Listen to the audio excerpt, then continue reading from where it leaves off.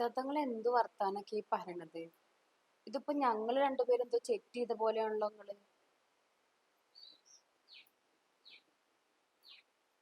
പഠിച്ചോ ഞങ്ങൾക്ക് തന്നേനെ ഞങ്ങൾക്ക് കൊല്ലാൻ പറ്റുമോ?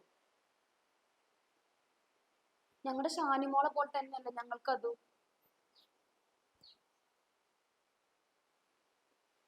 ഷാനിമോൾക്ക് ഒരു പ്രശ്നവുമില്ല. അവളോട് ഞാൻ ഇന്നലെ സംസാരിച്ചതാണല്ലോ. ഷാനിമോളാണോ അങ്ങനെ പറഞ്ഞത്?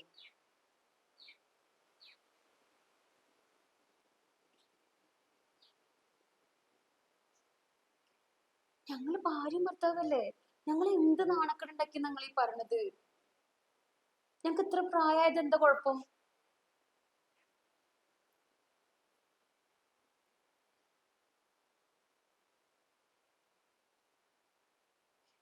നിങ്ങൾ എന്ത് വെച്ചാ പറയും. എനിക്കറിയില്ല. എനിക്ക് ഇതിനെ പറ്റി കൂടുതൽ പറയാനില്ല. സഹിക്കണേനൊക്കെ ഒരു പരിധി ഉണ്ട്. ഞാൻ മറ്റൊരാളുടെ കുട്ടീനെന്നല്ല വയറ്റിലാക്കിയിരിക്കണത്. നിങ്ങൾ അങ്ങനെ തന്നെയല്ലേ? നിങ്ങൾ ഓരോടെ വെച്ച് പറഞ്ഞോളി. എനിക്കറിയില്ല. ഇല്ല, ആരോ ഒന്നിനും വേണ്ടിട്ട് ഞങ്ങളിത് കളയാൻ വേണ്ടി തീരുമാനിച്ചിട്ടില്ല. ആരാണ്? എന്താ സീനത്ത എന്താണ് പറയുന്നത്? ഷാനിമോളെ വിളിച്ചിട്ടുണ്ടായിരുന്നു. അതിന് ഇതിപ്പോ വേണ്ടാന്നാ ഓല് പറയുന്നത്. താത്ത എന്താണ് കാര്യം? ഏ എന്ത്? ആ ആ അതിന് അതിനെന്താണ് വിഷയം? എന്താ? അതല്ല ഞാൻ ചോദിച്ചത്, അതിന് നിങ്ങളുടെ വിഷയം എന്താണ്? ആർക്ക് നാണക്കേട്? ഷാനിമോളുടെ നാണക്കേടല്ലേ? അത് ഞങ്ങൾ തീർത്തോളാം. ആ നിങ്ങൾക്ക് ഇതിൽ എന്തെങ്കിലും പ്രശ്നം ഉണ്ടോ? അങ്ങനെ നിങ്ങൾ അങ്ങോട്ട് പറയല്ലേ. നിങ്ങൾ ഇപ്പൊ എത്ര നേരം ഓളേനെ ഇവിടുന്ന് മിരട്ടിയിരുന്നത് ഞാൻ കേട്ടതാണല്ലോ പുറത്തുനിന്ന്. ആ ഇതൊക്കെ ഓരോ സമയത്ത് ചിലപ്പോൾ സംഭവിച്ചു എന്ന് വരും. മനുഷ്യന്മാരാണ്. മനുഷ്യന്മാർക്ക് തന്നെ ഇതൊക്കെ പറ്റുള്ളൂ. എന്ന് കരുതിയിട്ട് അത് നിങ്ങൾക്കൊക്കെ ഒരു ഒന്നാമത് മനുഷ്യന്മാരായിരിക്കണം. മനുഷ്യന്മാർക്ക് ഇങ്ങനെ പറയാൻ പറ്റില്ല ഒരിക്കലും. ഒഴിവാക്ക്, അതാക്ക്, ഇതാക്ക്. ഒരു ജീവനെ ഇങ്ങോട്ട് കൊല്ലാന്നായി പറയുന്നത്. ഇതൊക്കെ നമ്മളെ കാരണന്മാരായിട്ട് പണ്ടത്തെ തലമുറയുടെ കഥകൾ നിങ്ങൾ കേട്ടിട്ടില്ലേ? 10ഉം 20ഉം പ്രസവിച്ച പെണ്ണുങ്ങൾ ഉണ്ടായിരുന്നു നമ്മളെ നാട്ടിൽ. അവരൊന്നും 15 വയസ്സിലല്ലല്ലോ 20ാമത്തെ പ്രസവിച്ച്, അല്ലെങ്കിൽ 10ാമത്ത്. അതൊക്കെ ചിലപ്പോ ഒന്ന് പ്രായം കൂടിന്നൊക്കെ വരും. ഇവളങ്ങനെ വല്ലാതെ അങ്ങോട്ട് വയസ്സായിട്ടൊന്നും ഇല്ലല്ലോ.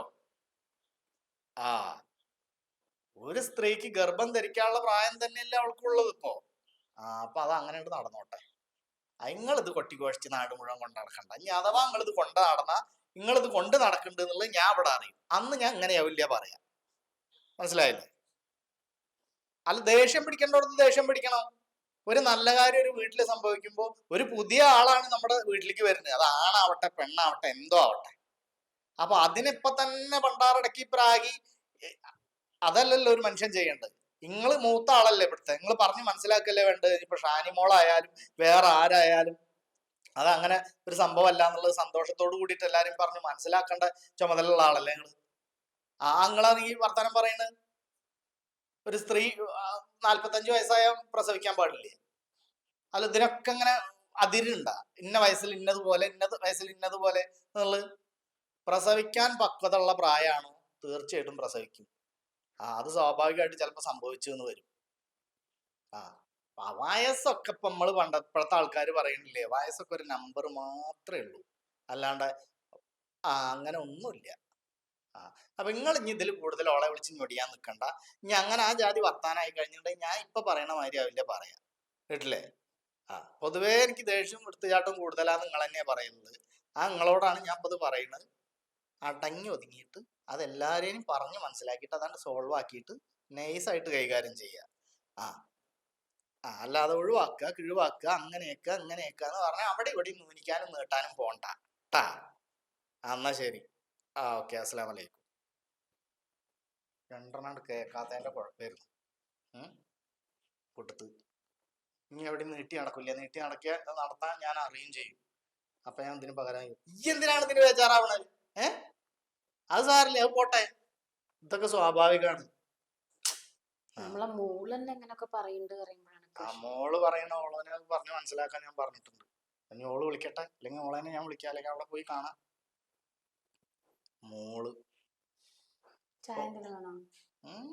മോൾക്ക് ഇപ്പൊ എന്താ ഈ വിഷയത്തില് പ്രശ്നം? ഓളിപ്പോ എന്നോട് എന്താ പറഞ്ഞിട്ടാ, ഓളെ കല്യാണം കഴിഞ്ഞിട്ട് ഇപ്പൊ 2 കൊല്ലായി.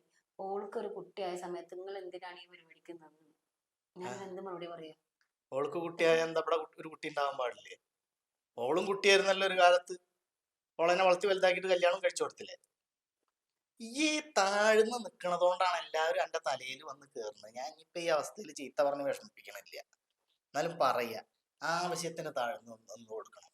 അല്ലാത്തതിന് താഴ്ന്നു നിന്ന് കൊടുക്കാൻ നമ്മൾ ആരുടെയും അടിമയൊന്നുമല്ല. ഒരാളും ഒരാളുടെ അടിമയല്ല. മനസ്സിലായില്ലേ? താഴ്ന്നു നിന്ന് കൊടുക്കണ്ട. ഇങ്ങോട്ട് പറയണതിനനുസരിച്ച് കൃത്യമായിട്ട് മാന്യത വിടണ്ട. നന്നായിട്ട് സംസാരിച്ചു കൊടുക്കുക. ഇപ്പൊ ഞാൻ താത്താക്ക് കൊടുത്തില്ല ഡോസ്, ഇതേപോലെ ഈ വക കേസിനൊക്കെ ഇതേ നടക്കുള്ളൂ. അല്ലാണ്ട് നമ്മളെല്ലായിടത്തും ഇങ്ങനെ താന്നു നിന്നാലേ ഈ ചാഞ്ഞു വീണ മരത്തിൽ ചാടി കയറാന്ന് പണ്ട് കാരണന്മാര് പറഞ്ഞിട്ടുണ്ട്. അതുമാതിരിയാവും അവസ്ഥ. ഉണ്ടായിരുന്നു നീറ്റാവിടുന്ന് നീക്കാവിടുന്ന്